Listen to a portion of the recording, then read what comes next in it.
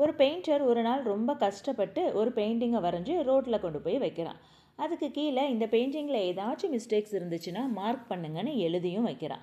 Evening போய் பார்த்தா அந்த பெயிண்டிங் ஃபுல்லாக மார்க் பண்ணி இருந்துச்சு.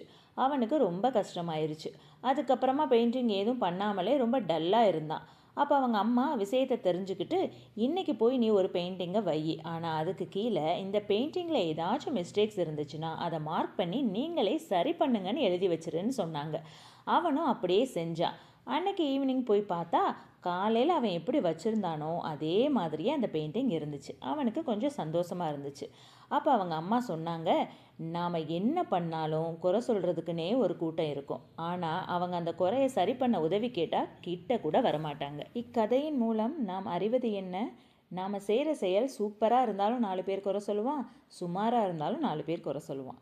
அதனால் அந்த 4 பேருக்காக நாம் செய்கிற செயலை என்றைக்கும் விட்டுறக்கூடாது. இந்த கதை உங்களுக்கு பிடிச்சிருந்துச்சுன்னா please subscribe, like and share. Thank you.